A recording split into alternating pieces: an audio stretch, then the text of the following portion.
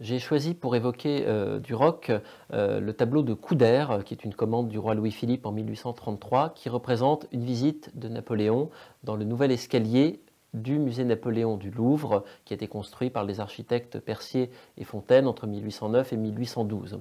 Alors c'est un tableau imaginaire, puisque Napoléon a fait plusieurs visites du chantier, et en réalité Napoléon a visité l'escalier achevé en 1813 après la mort de Duroc. Mais c'est intéressant de voir cette scène imaginaire parce qu'elle nous met en scène Duroc dans son rôle de grand maréchal, quelques pas en arrière de l'empereur, la tête un petit peu baissée. On voit que c'est un homme discret. Et pour parler de la personnalité de Duroc, je voulais insister sur ce trait essentiel chez lui, qui est la discrétion. C'est quelqu'un qui est effacé, on sait très peu de choses de lui, il est très discret, il y a très peu de documents qui nous disent comment il était dans sa vie privée.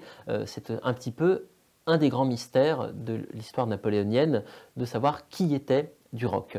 Alors on a quelques éléments, bien sûr, on sait que c'est quelqu'un de très fidèle, il est fidèle à Napoléon, bien sûr, qu'il a rencontré en 1794, un peu après le siège de Toulon, et il s'est agrégé à ce petit groupe d'admirateurs du jeune général Bonaparte, avec Marmont, avec Junot, avec Muiron, par exemple. Donc c'est un grand admirateur, c'est un militaire sans doute très brillant, très valeureux.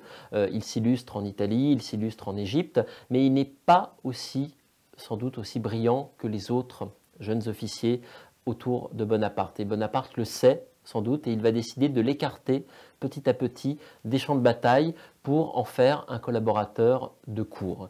Donc c'est une trajectoire qui n'était sans doute pas la trajectoire que Duroc espérait. Après le 18 Brumaire, il est nommé premier aide de camp du premier consul. C'est plutôt une fonction honorifique qui lui permet d'entrer dans la carrière diplomatique.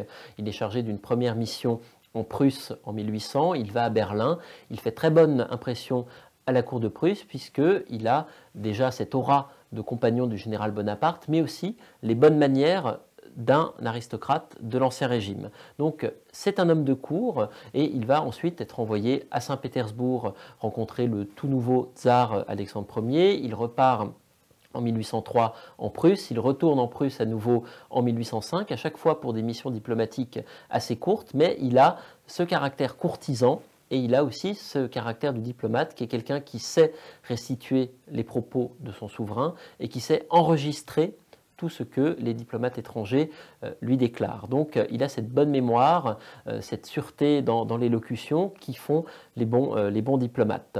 Et il sait aussi se mettre très peu en avant. Il a évidemment une bonne conversation, il sait représenter la France et la cour impériale dans un salon, mais il sait aussi que c'est l'empereur qui a la première place. Donc c'est un diplomate débutant sous le consulat au début de l'Empire. Il va être chargé à nouveau de missions diplomatiques. En 1807, il négocie le traité entre la France et l'Espagne qui mène à l'invasion du Portugal.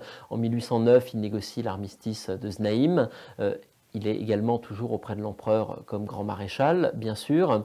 Donc il a cette double casquette de grand maréchal du palais et de négociateur privilégié de l'empereur, mais sans doute, c'est là aussi un des traits importants de son caractère, c'est quelque chose qui ne lui plaît pas vraiment. Contrairement à Caulaincourt qui s'épanouit dans ce rôle de grand écuyer et d'ambassadeur de l'empereur, Duroc n'est pas très heureux. Duroc rêve de retrouver les champs de bataille. C'est une de ses blessures, le fait d'avoir été écarté par l'empereur, et il doit insister pour pouvoir prendre part à des batailles lors des campagnes de 1805, de 1809. À chaque fois, Napoléon rechigne par peur qu'il soit blessé, qu'il perde ce grand maréchal qui est si efficace et dont il a tant besoin. Il y a cette première blessure, il y a une autre blessure qui est un chagrin d'amour qui a marqué Duroc puisqu'il aurait rêvé d'épouser Hortense de Beauharnais en 1801 et hélas, Hortense de Beauharnais épouse Louis Bonaparte. Lui, Duroc obtient un très beau parti en consolation qui est Marie des Neiges de Hervas, donc une riche héritière espagnole, fille d'un banquier et diplomate au service de Charles IV, mais c'est un mariage sans amour. Ils auront 2 enfants, mais Duroc aura au moins une maîtresse. Ils vont très peu vivre ensemble, et pour Duroc, il y a cette déception d'avoir perdu son grand amour, d'avoir un mariage sans joie qui le pousse peut-être à s'investir, à se surinvestir dans son travail parce qu'au fond, dans son foyer, il n'y a pas vraiment de bonheur qui l'attend. Enfin, dernière blessure peut-être, Duroc est toujours fidèle à l'empereur, il est toujours muet, il ne dit jamais son opinion, mais peut-être qu'il est tout aussi fatigué que les autres proches de Napoléon, tout aussi fatigué que Berthier, tout aussi fatigué que Cambacérès, tout aussi fatigué que Caulaincourt, mais on ne sait rien de ce qu'il pense. Peut-être que Duroc désapprouve lui aussi la soif de conquête de Napoléon, désapprouve la campagne de Russie de 1812. On sait que Caulaincourt a de fréquentes disputes avec Napoléon en 1812. Pendant la campagne, on sait que Berthier pleure souvent tellement il est épuisé et qu'il ne rêve que d'une chose, c'est de rentrer à Paris. Duroc, lui, ne dit jamais rien. Duroc ne dit rien, même si on a quelques indications de cette lassitude. Par exemple, cette conversation avec Caulaincourt en pleine retraite de Russie,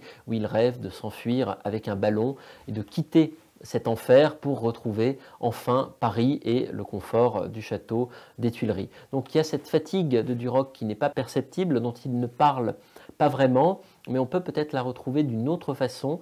Dans ses dernières lettres, en 1813, on voit qu'il commence à s'intéresser de plus en plus aux affaires militaires et il s'investit dans la réorganisation de la garde impériale pour la campagne de 1813. Peut-être qu'il songeait à quitter ses fonctions de grand maréchal du palais pour reprendre du service actif comme major général de la grande armée puisque Berthier était fatigué, peut-être au sein de la garde impériale, en tout cas, peut-être, sans doute voulait-il quitter ses fonctions de grand maréchal du palais pour retrouver les champs de bataille. Il n'en aura pas l'occasion et c'est une terrible ironie du sort de voir ce soldat vaillant qui rêvait de se battre à nouveau, eh bien, il meurt au champ d'honneur sans avoir pu combattre à nouveau puisqu'il est fauché par un boulet de canon le 22 mai 1813 alors que Napoléon n'était qu'à quelques mètres de lui.